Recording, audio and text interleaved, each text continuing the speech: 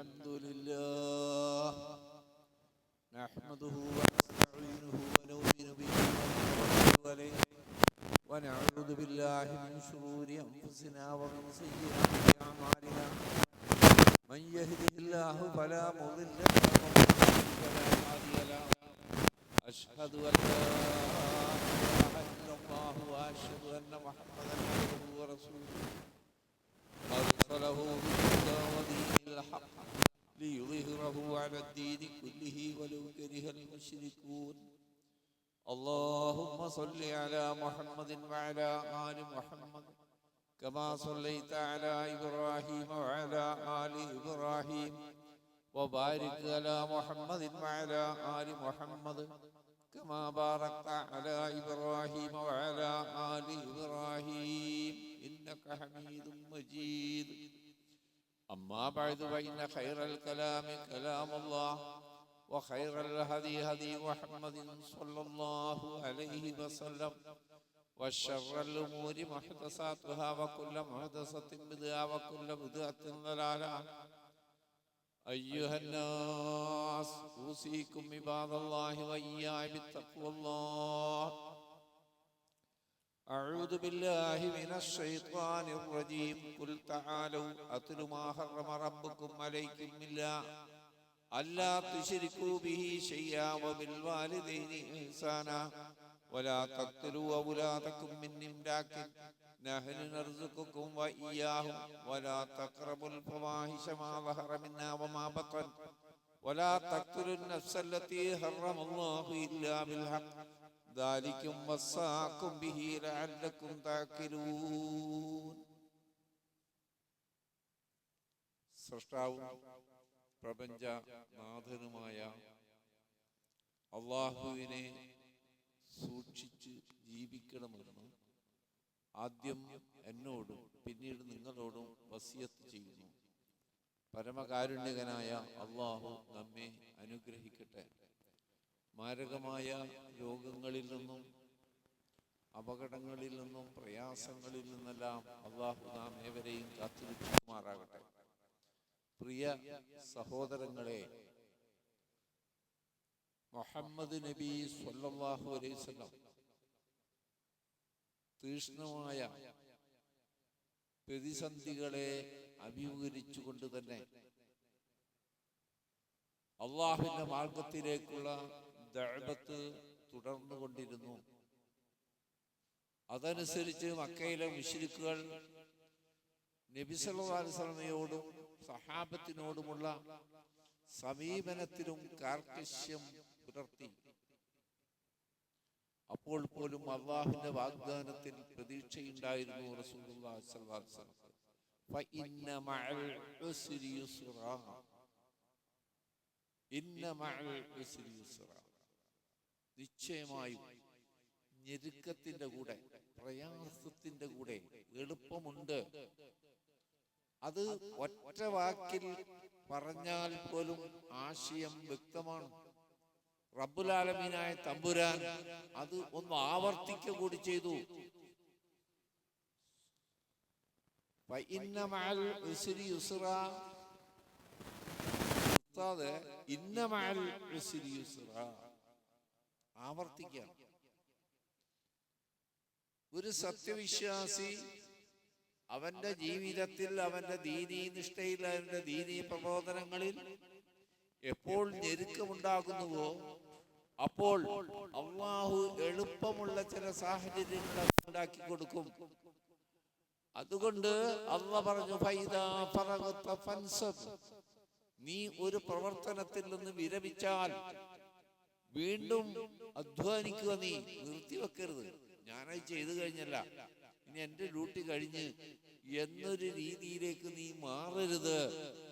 ഒന്നിൽ നിന്ന് വിരമിച്ചാൽ മറ്റൊന്നിൽ പ്രവേശിക്കുക. വഇലാ റബ്ബിക ഫർഗബ്, അപ്പോഴൊക്കെയും നിന്റെ റബ്ബിലേക്ക് നീ പ്രതീക്ഷ വെക്കുക. നിനക്ക് ഞെരുക്കവും എളുപ്പവും ഉണ്ടാവുന്നത് റബ്ബുൽ ആലമീനായ തമ്പുരാൻ അറിയുന്നുണ്ട്. അതുകൊണ്ട് ആ റബ്ബിന്റെ സഹായത്തിലേക്ക്, റബ്ബിന്റെ ഫളിലേക്ക് പ്രതീക്ഷ അർപ്പിച്ചുകൊണ്ട് തന്നെ നീ മുന്നോട്ട് പോകുക. എന്ന റബ്ബിന്റെ കൽപ്പന അറിഞ്ഞുകൊണ്ട് തന്നെ റസൂലുള്ളാഹി സ്വല്ലല്ലാഹു അലൈഹി വസല്ലം ത്യാഗം സഹിച്ചുകൊണ്ട് തന്നെ പ്രബോധനം ആരംഭിച്ചു. നമ്മൾ കഴിഞ്ഞ ആഴ്ച പറഞ്ഞു വെച്ചത് നുബുവത്തിന്റെ 11-ാം കൊല്ലം അവിചാരിതമായി മിനയിൽ വെച്ച് 6 മദീനക്കാരെ റസൂലുള്ള കണ്ടുമുട്ടുകയും അവർക്ക് ഇസ്ലാമിനെ പരിചയപ്പെടുത്തിയപ്പോൾ 6 പേരും അത് അംഗീകരിച്ചുകൊണ്ട് സ്വന്തം നാട്ടിൽ ആ സന്ദേശം എത്തിക്കാം എന്ന് പറഞ്ഞുകൊണ്ട് പോവുകയുണ്ടായി. നിങ്ങൾ കഴിഞ്ഞ ആഴ്ച കേട്ടതാണ്. അവർ വാക്കുപാലിച്ചുകൊണ്ട് മദീനയിൽ അടുപ്പമുള്ളവരോട് ഈ സംഗതികൾ പറഞ്ഞു ഓരോരുത്തരായി വിശ്വാസത്തിലേക്ക് വരാൻ. പ്രിയപ്പെട്ടവരെ, തൊട്ടടുത്ത കൊല്ലം ഹജ്ജിൽ നുബുവത്ത് കിട്ടി 12-ാമത്തെ കൊല്ലം ഹജ്ജിൽ വിശ്വാസികളായ 12 പേരാണ് പങ്കെടുത്തത്. 6 ഇരട്ടിയത്. അതിൽ കൂടുതൽ വിശ്വാസികൾക്ക് ഹജ്ജിന് വന്നവരെ കുറിച്ചാണ് പറഞ്ഞത്. അവർ റസൂലുള്ളാഹി സ്വല്ലല്ലാഹു അലൈഹി വസല്ലം കരാറനുസരിച്ച് ഒന്നിച്ചുകൂടാ എന്ന് മുമ്പ് കണ്ട പോലെ മിനായിൽ വെച്ച് ഒറ്റപ്പെട്ട സ്ഥലത്ത് പരസ്പരം സംസാരിക്കാം എന്ന കരാറിൽ മിനായിലെ അഖബയിൽ വെച്ച് 1-ാം അഖബ, 1-ാം ഉടമ്പടി എന്നറിയപ്പെടുന്നത് അതാണ്. റസൂലുള്ളാഹി സ്വല്ലല്ലാഹു അലൈഹി വസല്ലം അവരിൽ നിന്ന് കരാറ് വാങ്ങി ബൈഅത്ത് ചെയ്തു. അവരുമായി അവരംഗീകരിച്ചു ഇസ്ലാം, മുസ്ലിങ്ങളായി. ആ മുസ്ലിങ്ങളായവരോട് റസൂലുള്ളാഹി സ്വല്ലല്ലാഹു അലൈഹി വസല്ലം എന്താ കരാറ് വാങ്ങിയെന്നറിയോ? ഞങ്ങൾ അല്ലാഹുവിൽ പങ്കുചേർക്കുകയില്ല, മാതാപിതാക്കളോട് നന്നായി പെരുമാറാമെന്നും കൊലപാതകങ്ങൾ ഞങ്ങൾ നടത്തില്ല എന്നും മോഷ്ടിക്കുകയില്ല എന്നും ദാരിദ്ര്യത്തിന്റെ പേരിൽ മക്കളെ കൊല്ലുകയില്ല എന്നും വ്യഭിചരിക്കുകയില്ല എന്നും ആദ്യം ഈ പറഞ്ഞതാ. മുസ്ലിമാകുന്ന കരാറാണ് ഈ പറഞ്ഞത്, ബൈഅത്താണ് ഈ പറഞ്ഞത്. കാരണം അങ്ങനെ തന്നെ റസൂലിന് പറയാൻ പറ്റുമായിരുന്നുള്ളൂ. കാരണം അല്ലാഹ് പറഞ്ഞല്ലോ ഖുർആനിൽ, ഖുൽ നബിയെ പറയൂ, തആലൗ നിങ്ങൾ വരിക, അത്ലു മാ ഹറമ റബ്ബുക്കും അലൈക്കും, നിങ്ങളുടെ റബ്ബ് നിങ്ങൾക്ക് ഹറാമാക്കിയ കാര്യങ്ങൾ എന്താണ് എന്ന് ഞാൻ വിശദീകരിച്ചു തരാം.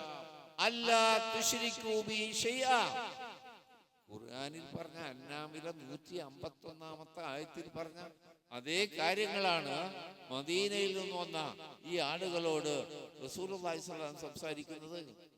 എന്താ അവരുമായിട്ട് കരാറ്? അല്ലാ തുശ്രികൂ ബി ശൈഅ, അല്ലാഹുവിൽ പങ്കു ചേർക്കുകയില്ല.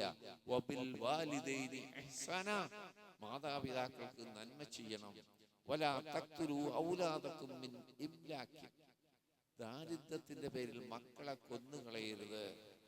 അന്നും ഇന്നും ഈ ചിന്ത ഉണ്ടല്ലോ.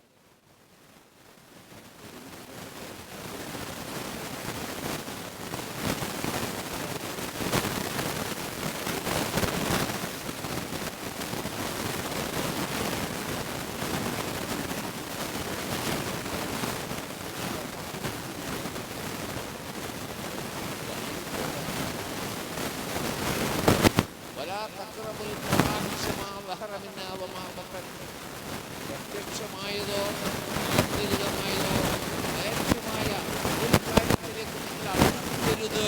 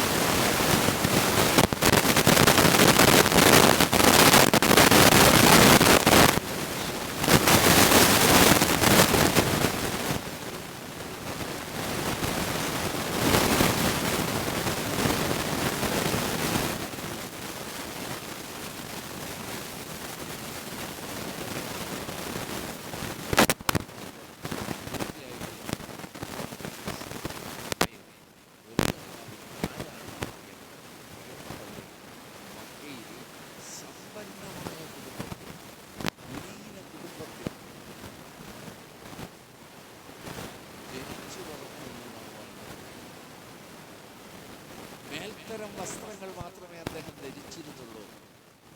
അദ്ദേഹത്തിനൊരു പേരിൽ അക്കാലത്ത് മക്കയിൽ ദ്വീപ് മക്ക, മക്കയുടെ സുഗന്ധം. കാരണം അദ്ദേഹം ശരീരത്തിൽ വസ്ത്രത്തിൽ പുരട്ടിയ സുഗന്ധം ഒരു നാഴിക അപ്പുറത്തേക്ക് അറിയാൻ കഴിയുമായിരുന്നു. ആള് വരുന്നതിന് മുമ്പ് ആള് വരുന്നുണ്ടെന്നറിയാം. മക്കയിലെ കുലീന കുടുംബത്തിലെ പെൺകൊടികൾ ജാലകങ്ങളിലൂടെ മുസബിനെ കാണാൻ ജാലകം തുറന്ന് കാത്തിരുന്നൊരു കാലം മക്കയിൽ കഴിഞ്ഞു പോയിട്ടുണ്ട്. ആ മുസബ് റളിയല്ലാഹു അൻഹു കേട്ടു, ഒരു പ്രവാചകൻ നമ്മുടെ നാട്ടിൽ വന്നിരിക്കുന്നു. അത് എന്താണെന്ന് അന്വേഷിച്ചു അറിഞ്ഞു. പക്ഷേ ഉമ്മ, ഒരു പെണ്ണല്ല അദ്ദേഹത്തിൻ്റെ ഉമ്മ. ഇത്രയും സുന്ദരനായ, ആരോഗ്യ ദൃഢഗാത്രനായ, സമ്പന്നനായ എൻ്റെ മകൻ മക്കൾക്കാർക്ക് മാതൃകയായി വളരണമെന്ന് വാശിയുള്ള ഒരു ഉമ്മയായിരുന്നു. ഇച്ഛാശക്തി കൂടിയ ഉമ്മയായിരുന്നു. ഉമ്മാനെ അറിയിക്കാതെയാണ്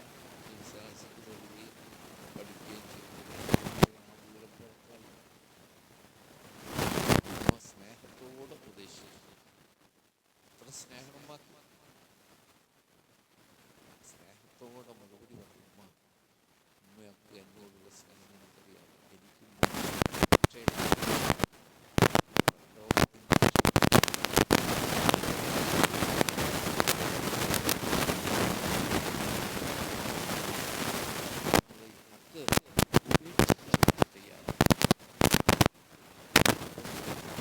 പരുഷമാക്കി തടവിലിട്ടു. വീട്ടിൽ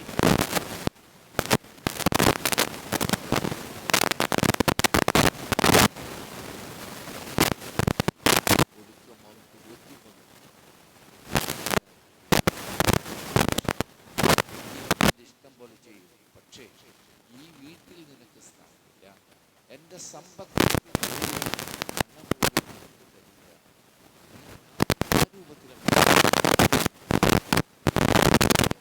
വെള്ളിക്കരണ്ടിയുമായി ജനിച്ചു എന്ന് പറയപ്പെടുന്ന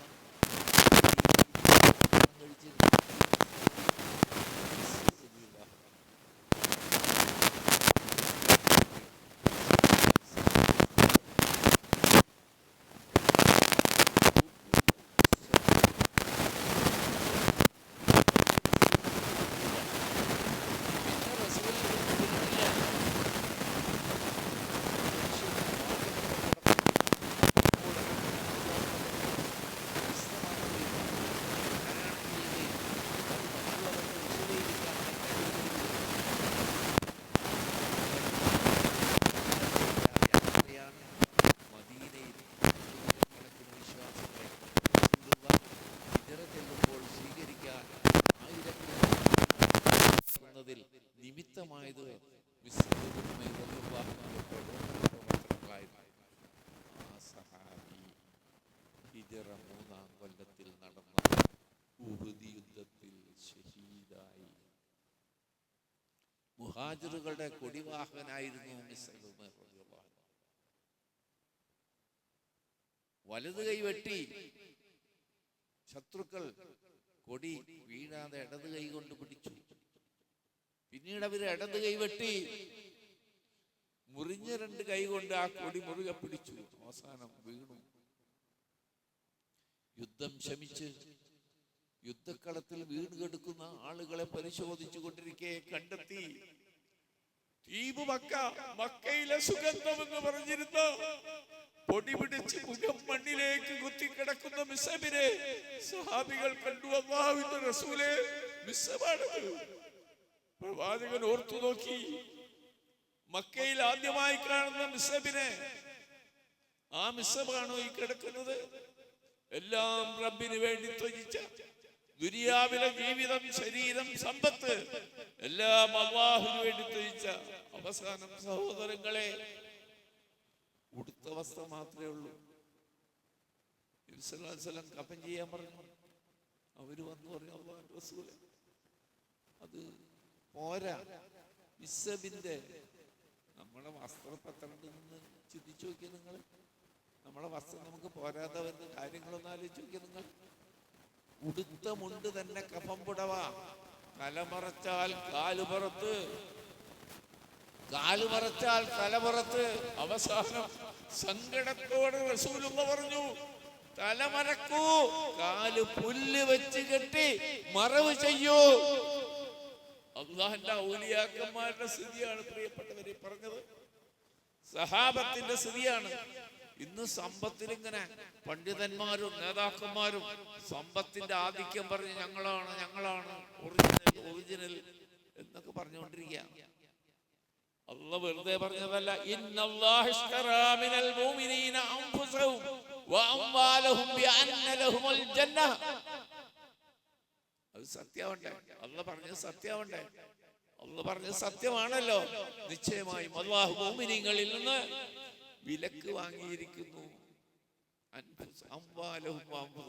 അവരുടെ സമ്പത്തും ശരീരവും രണ്ടും അല്ലാഹ് മേടിച്ചു. പകരം സ്വർഗം കൊടുക്കാമെന്ന്. വേറൊന്നുമില്ല. ദുനിയാവിൽ വെച്ച് അവരുടെ സമ്പത്തും ശരീരവും അല്ലാഹു വിലക്ക് വാങ്ങി. അവർക്ക് സ്വർഗം കൊടുക്കാം. യുഖാതിലൂന ഫീ സബീലില്ലാഹ്, അതുകൊണ്ട് അവർ അല്ലാഹുവിന്റെ മാർഗ്ഗത്തിൽ യുദ്ധം ചെയ്യുന്നു. വയഖ്തുലൂന വയുഖ്തലൂൻ, അവർ കൊല്ലുകയും അവർ കൊല ചെയ്യപ്പെടുകയും ചെയ്യുന്നു. വഅദൻ അലൈഹി ഹഖാ, ഇത് റബ്ബിന്റെ വാഗ്ദാനമാണ്. അവർക്ക് സ്വർഗം കൊടുക്കാമെന്ന് റബ്ബിന്റെ വാഗ്ദാനമാണ്. തൗറാത്തിൽ ഈ വാഗ്ദാനമുണ്ട്. വൽ ഇൻജീൽ, ഇൻജീലിലും ഈ വാഗ്ദാനമുണ്ട്.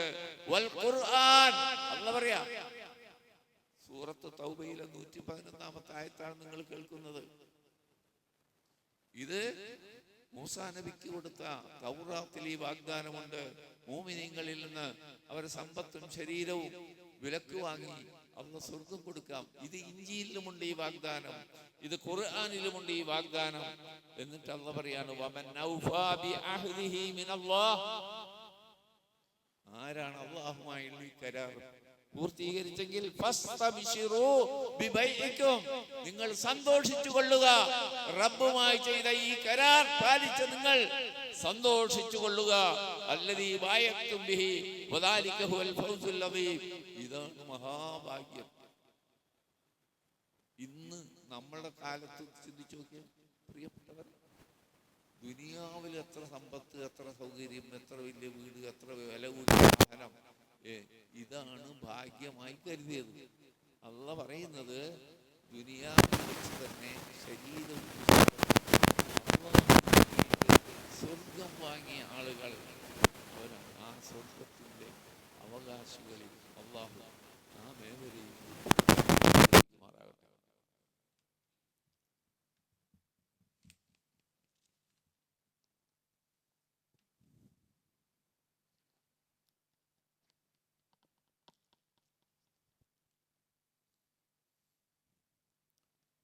അൽഹംദുലില്ലാഹ്. اللهم صل على محمد وعلى آل محمد. أيها الناس أوصيكم عباد الله وإياي بتقوى الله. അള്ളാഹുവിനെ സൂക്ഷിക്കണമെന്ന് ഒരിക്കൽ കൂടി എന്നെയും നിങ്ങളെയും ഓർമ്മപ്പെടുത്തുന്നു.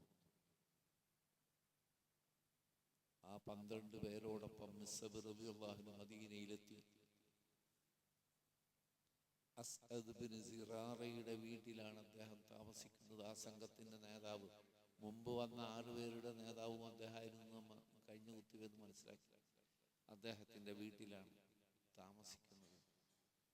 അവിടെ താമസിച്ചുകൊണ്ട് അദ്ദേഹത്തിന്റെ സഹായത്തോടുകൂടി ഓരോരുത്തരെ കണ്ട് മിസ്അബ് റളിയല്ലാഹു അൻഹു അള്ളാഹുവിന്റെ ഖുർആൻ ഓതുകയും അതിന്റെ പൊരുള് വിശദീകരിച്ചു കൊടുക്കുമ്പോൾ ഏത് കഠിന ഹൃദയവും ഇങ്ങനെ അങ്ങോട്ട് ദ്രവപ്പെടുകയാണ്, മിനുസപ്പെടുകയാണ്.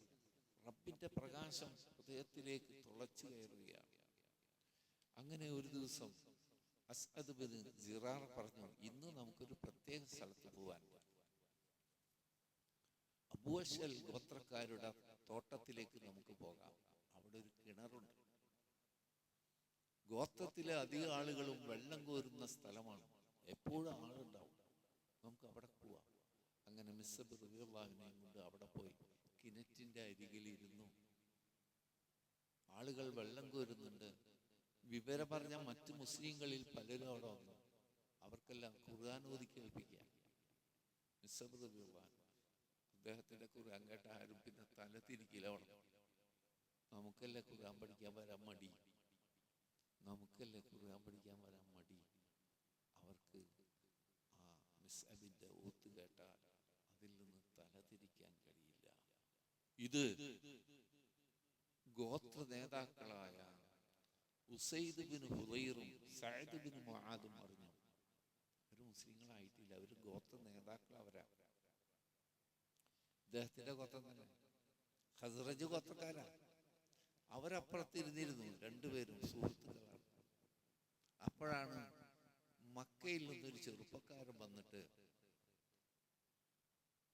ഈ സഅദ് ബിൻ മുആദയുടെ സഹോദരി പുത്രനായ അസ്അദ് ബിൻ സറാറയുടെ വീട്ടിൽ താമസിച്ച് ആളുകളെ പഴപ്പിച്ചു കൊണ്ടിരിക്കുന്നു എന്ന് വിവരം കിട്ടി. ഇപ്പൊ അവിടെ ആ കണ്ടിന്റെ അവിടെ ഉണ്ടെന്ന്. സഅദ് ബിൻ മുആദ് അന്നും മുസ്ലിം ആയിട്ടില്ല. അദ്ദേഹം പറഞ്ഞു കൂട്ടരോട്, ഉസൈദിനോട് പറഞ്ഞു, എൻ്റെ മരുമോന ആ മക്കത്ത് നിന്ന് ആൾക്ക് പിന്തുണ, അതുകൊണ്ട് ഞാൻ പോണില്ല, നീ പോയിട്ട് അവൻ ആട്ടി ഓടിപ്പിക്കും. ഞാൻ പോവാത്തത് എൻ്റെ മരുമകനാണ് അവന് കൂട്ട്, അതുകൊണ്ട് ഞാൻ പോയാൽ ശരിയാവൂല, നിങ്ങൾ പോയിട്ട് അവനെ ആട്ടി ഓടിക്കണം. കുന്തം, അദ്ദേഹത്തിന്റെ പ്രധാന ആയുധം കുന്തമാണ്. കുന്തം എടുത്തു വന്നു ദേഷ്യത്തിൽ. ഇവരെ മുന്നിൽ വന്നു. എന്നിട്ട് പറഞ്ഞു, ജീവൻ വേണമെങ്കിൽ ഇപ്പൊ ഇവിടുന്ന് സ്ഥലം പറ. ജീവൻ വേണോ?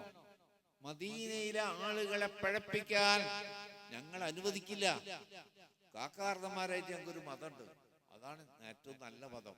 ഇനി ഒരു പുതിയ മതമായിട്ട് നിങ്ങൾ വന്നിട്ട് ഇവിടെ ചെറുപ്പക്കാരെ പഴപ്പിക്കാൻ പറ്റൂല. ഈ ദേഷ്യമൊക്കെ കണ്ടപ്പോ മിസ്അബ് റളിയല്ലാഹു അൻഹു പുഞ്ചിരിച്ചുകൊണ്ടാണ് അദ്ദേഹത്തെ നോക്കിയത്. ശ്രദ്ധിക്കണം, ഈ ദേഷ്യമൊന്നും വിടില്ല.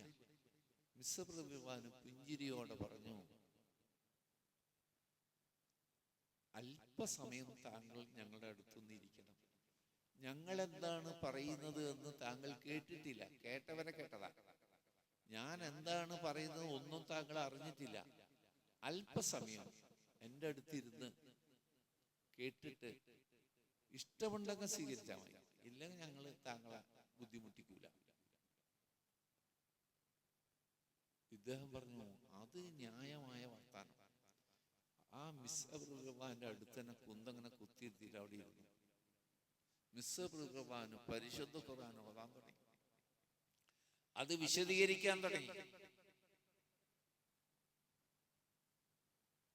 വിശദീകരണം കഴിഞ്ഞപ്പോൾ ഉസൈദ് റളിയല്ലാഹു അൻഹു, ഇത് ഏറ്റവും ഉത്തമമായ കാര്യമാണല്ലോ, ഞാനിത് അംഗീകരിക്കാൻ ഞാൻ എന്താ ചെയ്യേണ്ടത്?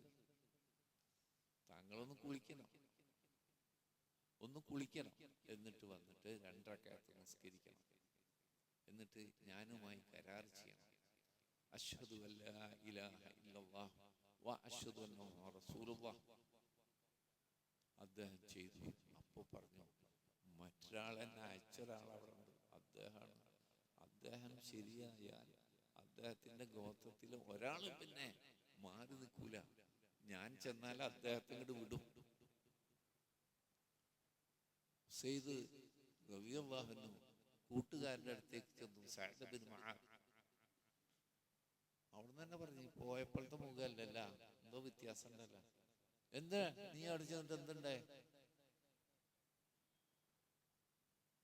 അതെ, ഞാൻ ചില വർത്താനൊക്കെ കേട്ട്, എനിക്കൊരു കുഴപ്പം തോന്നിയില്ല, താങ്കളൊന്ന് പോയി നോക്കൂ. ആ ദേഷ്യത്തിൽ തന്നെ അങ്ങോട്ട് ചെന്നു. ആദ്യം മരുമകനോടാ അസ്അദ് ബിൻ സിറാറയോടാ സംസാരിച്ചത്. നീ എന്റെ ബന്ധുവായി പോയി, അല്ലെങ്കിൽ ഈ കുന്തം നിന്റെ നെഞ്ചു പിളർക്കുമായിരുന്നു. അപ്പോഴും അതേ രീതി പുഞ്ചിരിച്ചുകൊണ്ട്, താങ്കൾ ഇരിക്കണം, താങ്കൾ നേതാവാണ്, ബുദ്ധിമാനാണ്, വെറും വർത്താനം പറയുന്ന ആളല്ലാതെ ഞാൻ മനസ്സിലാക്കിയിട്ടുണ്ട്. ബുദ്ധിമാനായ താങ്കൾ ഞാൻ പറയുന്നത് കേട്ടിട്ട് തീരുമാനമെടുത്തോളൂ. അത് ന്യായം എന്ന് പറഞ്ഞിട്ട് അവിടെ ഇരുന്നു. ഇതേ അവസ്ഥയുണ്ടായി സഅദ് ഇബ്നു മുആദ് റളിയല്ലാഹു അൻഹു അശ്ഹദു അല്ലാ ഇലാഹ ഇല്ലല്ലാഹ് വഅശ്ഹദു അന്ന മുഹമ്മദൻ റസൂലുള്ളാഹ് പ്രഖ്യാപിച്ചുകൊണ്ട് മുസ്ലിമായി. ഉടനെ തന്റെ ഗോത്രത്തിലേക്ക് ചെന്നു. ഗോത്രക്കാരോട് ചോദിച്ചു, നിങ്ങൾക്ക് എന്നെ കുറിച്ച് എന്താണ് അഭിപ്രായം? താങ്കൾ ഞങ്ങളുടെ നേതാവ്, ഞങ്ങളുടെ വിശ്വസ്തൻ, പ്രിയപ്പെട്ടവൻ. എങ്കിൽ അള്ളാഹു മാത്രമേ ആരാധനക്കർഹനുള്ളൂ, മുഹമ്മദ് നബി അള്ളാഹുവിന്റെ റസൂലാണ് എന്ന് നിങ്ങൾ അംഗീകരിക്കുന്ന ഒരാളും എന്നോട് സംസാരിച്ചു പോകരുത്. അതോടുകൂടി ഖസ്റജ് ഗോത്രം ഒന്നിച്ച് മദീനയിൽ ഇസ്ലാമിലേക്ക് വരികയാണ്. അതുപോലെ ഔസ് ഗോത്രത്തിലെ കുറെ ആളുകളും ഇസ്ലാമിലേക്ക് വരികയാണ്.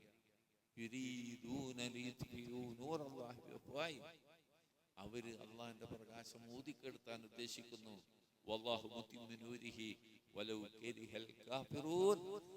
പക്ഷേ അള്ളാഹു അവന്റെ പ്രകാശം പൂർത്തീകരിക്കുക തന്നെ ചെയ്യും.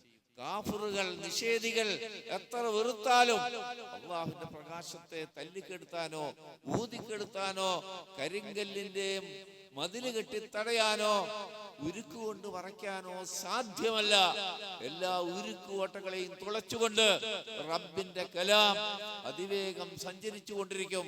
റബ്ബിന്റെ പ്രകാശം അത് പരലോകത്തിലേക്കുള്ള പ്രകാശമായി അംഗീകരിച്ചവർക്ക് അനുഭവപ്പെടുകയും ചെയ്യും, അത് സാധ്യമാവുകയും ചെയ്യും.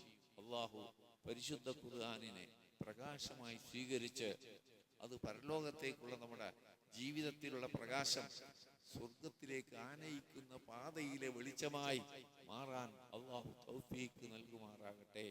നാം ഇതുവരെ കാണിച്ച അനാസ്ഥകൾ അള്ളാഹു പുറത്തു മാപ്പാക്കി തരുമാറാകട്ടെ. اللهم اغفر للمؤمنين والمؤمنات والمسلمين والمسلمات الأحياء منا والأموات إنك مجيب الدعوات يا قاضي الحاجات. اللهم ربنا آتنا في الدنيا حسنة وفي الآخرة حسنة وقنا عذاب النار. آمين برحمتك يا أرحم الراحمين.